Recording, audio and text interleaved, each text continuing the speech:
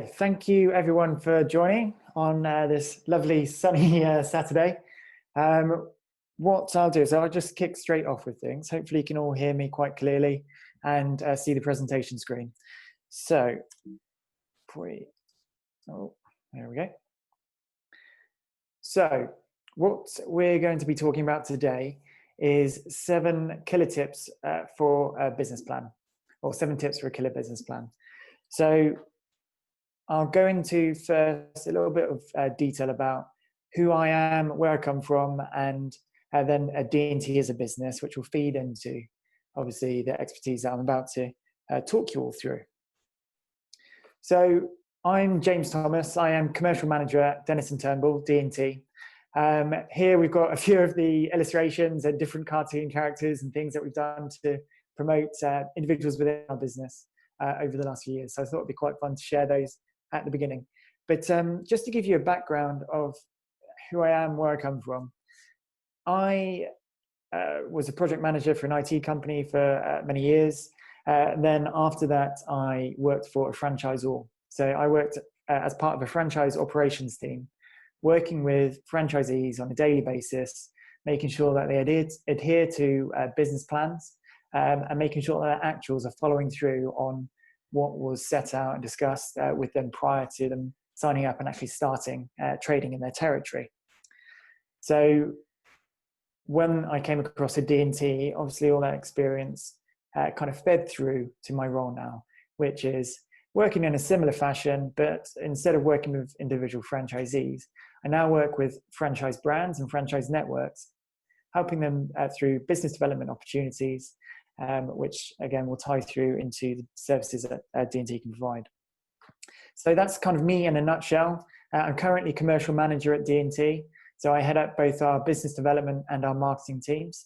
So that's really just listening to our clients and feeding that back through and making sure that we're delivering upon everything that our clients still need and want from us.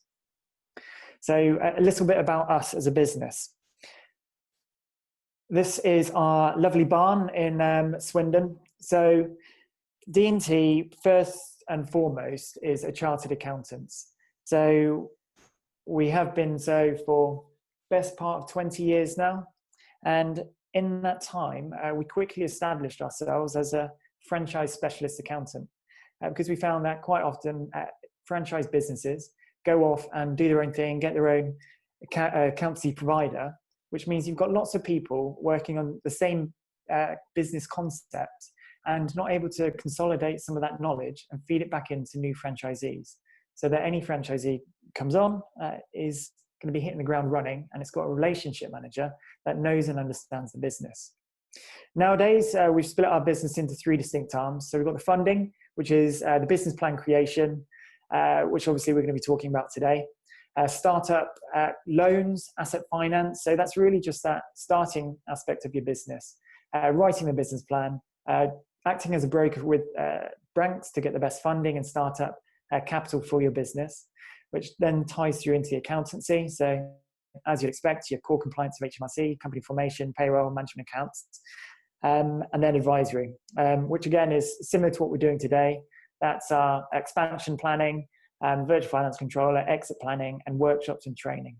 So again, that's taking the knowledge that we have from working with franchise brands, which is over 100 different franchise businesses or franchisors that we work with, about 2,500 clients, and then feeding that back through to help support the franchise community. So leading straight through into the first point that we have. So I'm going to be going through a few tips and tricks that you can take away today and just have it in the back of your mind for when you write your own business plan. Or if you've done so before, potentially it's going to be an expansion plan or taking on additional territory, whatever it may be. It's going to feed through into any business planning opportunity that you do. So the first tip is be clear and concise.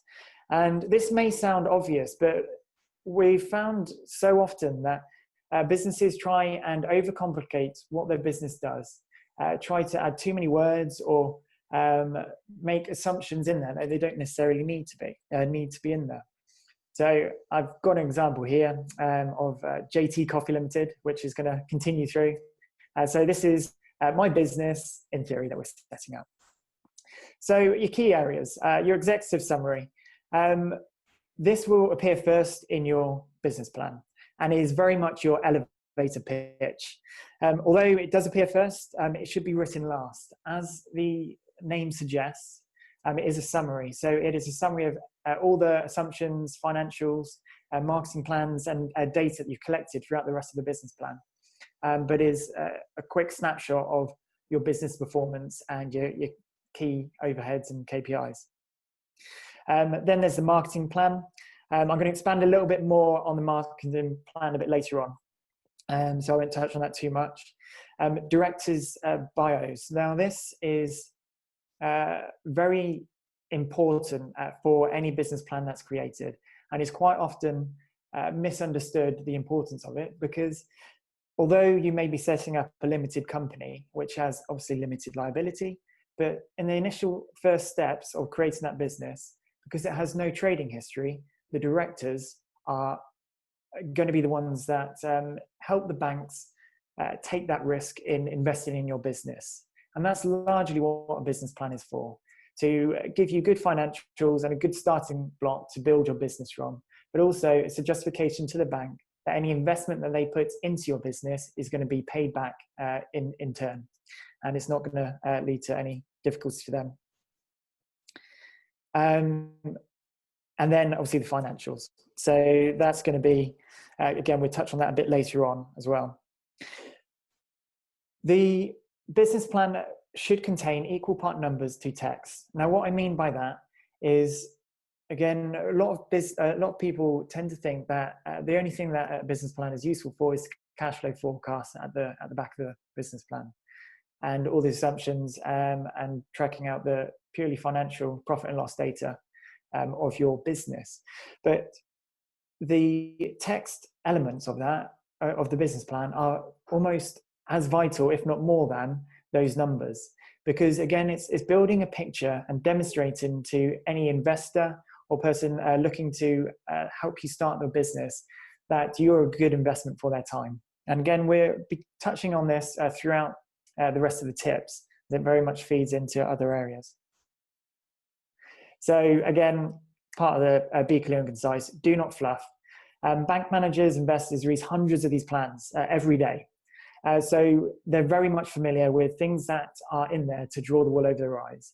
And again, speaking from experience, when a business owner tries to add lots of fluff and detail that doesn't necessarily need it in there, it immediately raises questions in the back of your mind, thinking, okay, what are they trying to dissuade us or take our attention away from? So it can be a detriment to add too much in. Your business plan, again, this will vary depending on the franchise, but it shouldn't really be any longer than 50 pages. Like I said, largely it's going to be read by a franchisor, a bank manager, or an investor as a route for funding or to help you get the franchise that you want. Now, these people, or the managers and people that are going to be reading it, have read through tons of these. They don't want lots of waffle and lots of text and information in there that's not required or relevant to you starting your business. So first key tip, be clear and concise. And again, we'll feed back into that a bit later on. Second one. So know your competition. And like I said earlier, this is very much something that's overlooked of importance-wise for a business plan. And that's because with a franchise business, again, we're using JT Coffee Limited as an example here. A lot of things are provided by the franchisor. So that's your USP, your unique selling point of a business: systems, processes, brands, operations manual, and the secret blend, touching on KFC. So that's their herbs and spices.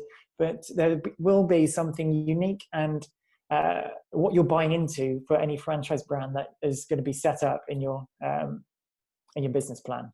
Now that will more or less come preloaded into it and is going to be consistent with other business plans that I've written. But the reason I've got know your competition in here, because it shouldn't overlook, or you shouldn't overlook, the importance of you doing your research into the territory where you're going to be. Now the franchisor will help you, but they're very much going to be looking for you as an individual to take the initiative here and really do your research into where your business is going to be and why you're a good investment of their time as much as you want to buy into the business. So again, we're going to use Oxford here as an example. So with a coffee shop, the initial first thing you're going to want to do is look at other coffee or cafe type businesses in the surrounding area. So earmark those, where they are, and how close they are to your actual business. Second stream ones are going to be food or beverage type businesses. So not a direct competitor, but someone, when they're walking through the street, if they have a food or drink elsewhere, they're not going to be coming to your place. So again, your secondary areas there as well. Another consideration is looking at footfall. So obviously we've identified all these competitors, and if you look on the right hand side there, there's quite a lot of densely packed ones together. Now, if that blue line that I've highlighted here is going to be where all the footfall goes in a particular town area, then you can largely disregard these ones, because you're going to be getting all the traffic through your door, and hopefully it's going to build into customers coming through. But what businesses or what investors and bank managers are looking at, and your franchisor within this section, is clear evidence that you've done your research into your location. Who are your competitors? What are they doing? How are they marketing their business? Their pricing structure. Now, that's not to say you need to go off and copy other businesses. It's so that you have a clear understanding of what a cup of coffee costs in the area. You don't want to be coming in and it being 3 times more expensive than any other place, because as a layman walking past a punter or a customer, why would they choose to go into your place over anywhere else? And obviously your marketing is going to help them convince them and build into why they should come into the shop. But at least initially, you need to be competitive within that market. Another thing as well, as part of this analysis, is start to look at business partnerships. Now, we work with tons of different sectors and businesses, but very much so for coffee shops or premises-based businesses. Look at who's going to be using the space around your shop, your premises. If you've got a tuition-based, acting class that's in a studio above your coffee shop, why not do a promotion with that studio, so that all the mums, when they drop their kids off, could come to your coffee shop and sit, relax, and have a coffee. Start thinking about how you can interact with those business, how you can get a good penetration in the market. And again, this is all going to build into a fantastic strategy and plan long before you open your doors. Tip number 3, back up every claim. Now, again, this is something that seems obvious, but so many times, and if you think back to The Apprentice, if you ever watched that program, how many claims are made within a business plan that cannot be substantiated? And you're going to be showing this to investors and bank managers who are ultimately risk averse. If you're pointing out something that will immediately flag up to them, will stand out, then it's going to get some painful questions directed right back at you. Your opinion won't be evidence enough. So you need to make sure that you're providing answers to these questions. So why is your product and service groundbreaking? Now, again, that ties into the USP that the franchisors are bringing in. You need to have your stamp on it as well. Why will your directors, so you as an individual, how will you make this business a success? And like we said, this is so key in the beginning, because you are the business. And without a strong director, a strong business ethos, the best concept will fall afoul of competition in the area. How we penetrate the market. So looking at those territory areas, what you can do to increase your marketing or access to customers in a different way than others in the surrounding area. This all needs to be evidence. How you protect your business from competition and any unforeseen social economic factors. I mean, obviously that last part there has become much more prevalent in the last few weeks. You can never plan for something like this, but making sure that you mitigate as many risks as possible to your business means that when something like this happens, you're in a much more steadfast way to weather the storm. And that's having a strong idea of your break-even point, which we'll come on to a bit later. So the key thing here is do not make any unsubstantiated claims. They will stand out to the trained eye.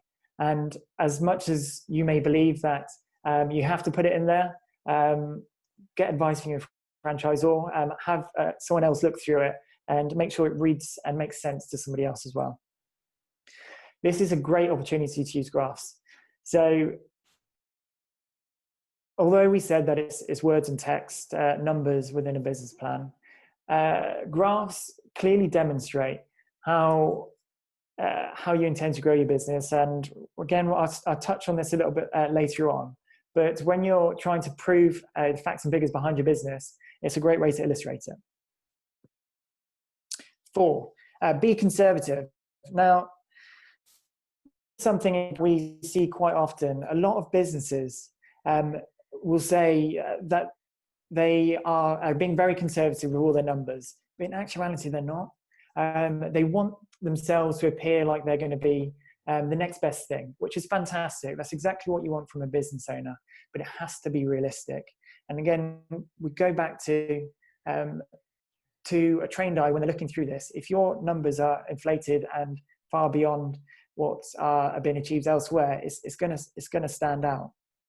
So be honest with yourself. Make sure you've done all your research and learning, and speak to your franchisor about other franchisees starting in new territories. It's one of the best parts about a franchise business. There's a track record of other businesses who have started the exact same as you.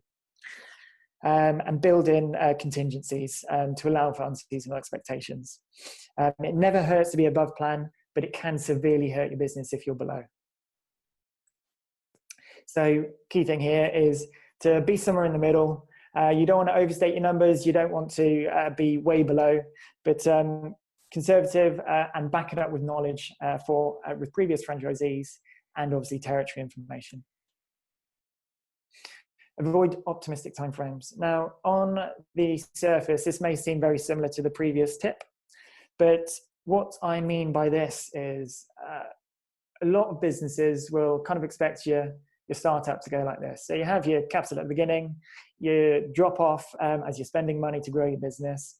There's a little bit of unsteady, and then all of a sudden you shoot up on the right-hand side there to a hugely profitable business. Now, in actuality, we find that this doesn't often happen. There will always be something goes wrong in the initial steps, and that's not necessarily due to poor planning, but you can never foresee lots of uncertain things that happen. Again, like we say, times that we are in now will be a good reflection of that. So you need to make sure that in the initial offset, if you do go, if you're not making money for say 1 year, 18 months, which is typical for any new business, you can weather that storm and keep building a business and have enough capital reserves to ensure that you can still pay the bills and keep the lights on as you grow. And again, having a keen understanding of that break-even point. Now, again, this is why we say don't avoid optimistic timeframes of how quickly it will take to grow the business, because you can see where that break-even point is on the blue line there. If you're being optimistic, that could be 6 to 7 months before you actually get there. So be realistic with what you're trying to attain with the business, and use all the tools to your arsenal to make sure that you're being realistic with the numbers that you're putting in. Number 6, analysis and understanding. Now, a business plan is made up of quite complex assumptions, a myriad of variables, any one of which, if slightly misjudged, could have disastrous effects on the performance of the business.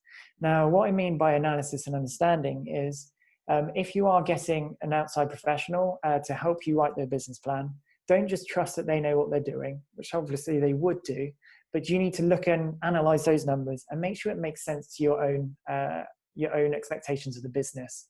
So that's really having proofreading everything that's in there, justify all the costs, and make sure that it's consistent with other franchisees within the network, because they're going to have a track record of what it costs them to start up a business, what it is to rent any premises space, which should be able to be consistent in your business as well. Know your break even and pinch points. Unbelievably important for when you start your business is know when your break even is, know when you're hitting and making profit, and are able to start putting some reserves into your business so that you can weather some uncertain times in the future. And again, get second opinion. You can be too close when you're writing and creating these things to see mistakes. And that's not necessarily because you don't understand, but it's because you're so entrenched in looking at the business itself that you don't necessarily see a glaring error that you don't want to be presenting to an investor or a bank or even your franchisor, because it's going to immediately ask questions and unsettle them in the investment in your business. So again, now this is tied into your analysis and what you're doing with your business plan. Once you've started your business, once you're up and running, please, please, please don't just lock your business plan in a drawer, never to be looked at again. We see this so often. And again, when I was a part of a franchise network myself, we saw that our franchisees spent a lot of time and effort and money to create an incredible working business plan. Then they put it in a drawer once they had the funding approved. Now, this is a 3 to 5 year track record of your expectations from the business. So much detail is in here, which is going to help you in those first 2 years, really, of running your business. Refer back to it, track against your actuals and what's going right and wrong with what was on plan to what you're actually achieving. It's so incredible how valuable that can be when using coincided with management accounts on a regular basis. And 7, this one may seem slightly self-fulfilling as a business plan writer or an accountancy practice, but ask for advice. Don't be afraid to admit that you don't have the expertise to write a business plan. Although you may have incredible drive for that business itself, you need a professional to crunch the numbers and just ask the questions that you wouldn't necessarily know to ask. And again, this isn't necessarily for just your particular business. We will, on your behalf, pose questions back to the franchisor just to mitigate as many risks as possible with this plan and make sure that you're getting off to a great start for your business. So again, if we continue forward, there's whatever your reasons for creating your business plan, whether it's for bank requirement funding, to do a roadmap, or to map out the growth of your business, taking on additional territory. There's so many reasons why you'd want to create a plan. And again, it's a significant investment and tool to be used throughout the length of your business. So make sure you're getting the most out of it by speaking to a professional. Now, again, if we push this back to the beginning, we've gone through quite a few tips there of what you can do to improve your business plan. But if you get advice from the offset, you can really make it an incredible tool that can be used for many years of your business. I mean, we just as an example, we've worked with franchise businesses to create a business plan template, and we've highlighted flaws in some of their business and forecasting information that they didn't even know, and been hugely thankful to us as a business for being able to do that, because again, it's that professional eye, someone who's used to looking at P&Ls, balance sheets, and crunching those numbers on a financial side, and can pose questions that you wouldn't necessarily have thought about. So, I mean, that is a really kind of whistle tip tour, which is quite short on time for the presentation. But it's really just to get you thinking about what you need to be doing to write a really killer business plan. And I suppose what on this is a business plan isn't a guarantee. Now, you may have the best accountancy practice, D&T, but you may have the best individuals and a plan put together and forecast. But if you as a business owner don't drive that through every aspect of your business, then you're never going to hit what's on plan. It really does involve buy-in. And again, this is why we say, make sure you analyze and understand the numbers, because you're going to be the one that's driving the success in your business. So make sure that everything counts and that you're adhering to it month by month, checking against actuals, so that if you are off plan, you can call up your professional body, your franchisor, and say, look, I'm way behind on my numbers. What can I do to get back on track? Or vice versa, if you're above plan, fantastic. share that with other franchisees in your business. They're going to be really grateful if you can start to give back to them at an early stage. So that ties up my presentation. I know we've got a few minutes left at the end, so please do fire across any questions you may have for me.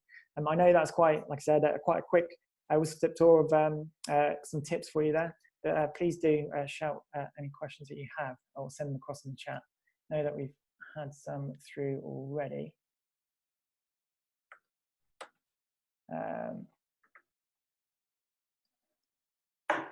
Okay. Does your advisory service work with franchisees for ongoing business plans are followed through? I guess what you're asking there is, our advisory service is there to work with individuals on an ongoing basis. Yeah, so that ties into accountancy. We've got different services that we can provide. If we're writing your business plan and then we become your accountant, that's fantastic for us because we know and understand your business inside out. And then we can track alongside your help, your actuals against plan. So again, it's that really kind of pat on the back and make sure you're on plan, or we'll give you a call and say, hey, look, you're similar to what your franchisor would do. You're a little off plan. What can we do to get you there? Looking at costs, sales, etc. So I've got another question here. How many, sorry, it's just jumped around there. So what's the proportion to successful applications and unsuccessful, depending on the help that you get? We wouldn't necessarily work on a business plan if we didn't believe that the individual is going to be right for that business. Now, again, it's quite clearly apparent from the beginning, if you don't have enough capital to invest in the business to make it workable and for it to be a sustainable option for you. So if we're unsure that you've got enough capital, we will highlight that to the individual at the beginning, and potentially have a chat with the franchisor about different ways that we can fund it if it's going to be a little bit tricky. And that's the case of looking at startup loans versus asset finance. You can do some clever deals where you can spread that across. I've got another one here. I've been running my business for 8 years. Is it still worth doing a plan for future growth? Absolutely. The whole point of a business plan is to mitigate as much risk as possible. Now, we do quite a lot of these with our clients, where they've got one territory that's been forming really well. They want to open another territory or another premises, but are unsure what that's going to do to their existing one. Now, a lot of the time, what that means is when you start a new premises, your existing one will probably drop around 30% of its overall performance, because naturally you will invest resources into your new business and kind of take your eye off the second one. What you need to do for any kind of growth plan is make sure that your break even is going to be sustainable to a point where both businesses are paying for themselves again. So yeah, absolutely. If you're looking at doing any kind of growth, whether that's taking on, putting a new van on the road, taking on new premises, or even staff, key personnel, that's an outlay to the business that may not pay dividends for a couple of months. So another one here is a good sound plan, guarantee for funding. Not guarantee, but again, as long as you can back and substantiate any claims that you make within the plan, there's no reason necessarily why a lender or a funder wouldn't give you capital for the business. And like I said, they're going to be looking at you as an individual. What's your previous history, your CV, why you're a good investment in their money, as well as the numbers within the plan that can back up your claims. Does it extend outside the financials, marketing team, sales, etc.? Yeah, it does. I mean, what you're looking for within a business plan, I only gave you 4 contents pages within this, which is the kind of key areas that are going to be looked at. But a business plan itself is outlining the operations and structure of your business. How are you going to go about running it? How are you going to penetrate the market? How are you going to take on key personnel and grow your business? So do you get open up a second store in your second year, or put another van on the road in your second year? And what does that mean for your different models and different aspects of your business? So yeah, it's a working plan. It has so much detail in here, which again is why I say, please, please, please, when you write it, don't put it in a drawer, never to look at it again. I would like to take but I don't have full time. I'd like to take a fast food franchise, but I won't be there full time. What do you think? So again, that's a tricky one. You need to work with the franchisor or the franchise business that you're looking at. They're going to have precedence for what they want from you as an individual. So it's really a conversation you need to open up with them at an early stage.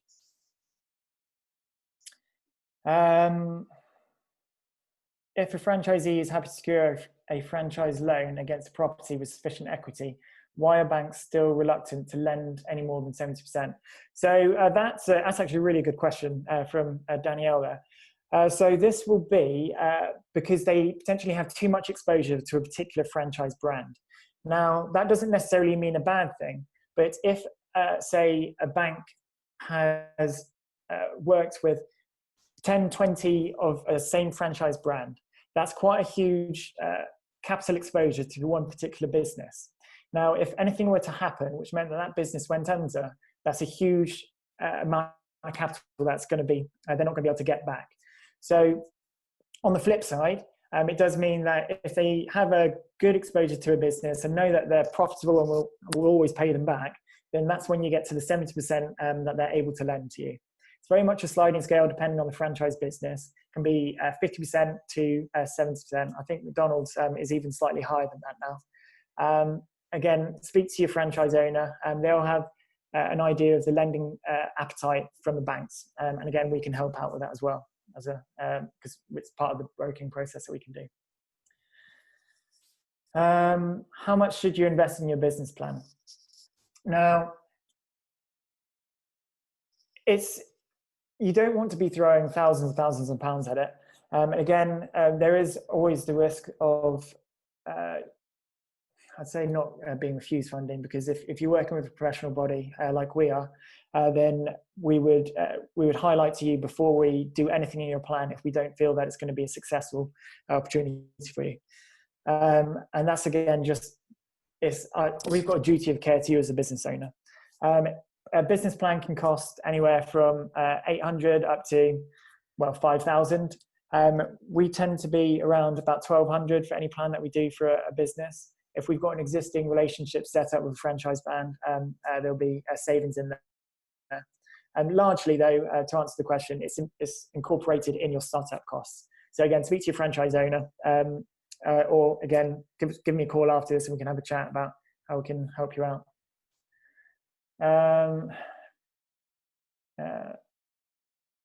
Okay. I think, where can we find your services? So you can go to our website, which we can share after this, I hope. But it's www.team-dt.com. We've got all our products and services on there. Obviously, information. Please do search for us. Feel free to drop me a call or an email after this, and I can send some marketing details over to you, and we can run through any questions that you may have beyond what we've answered here today.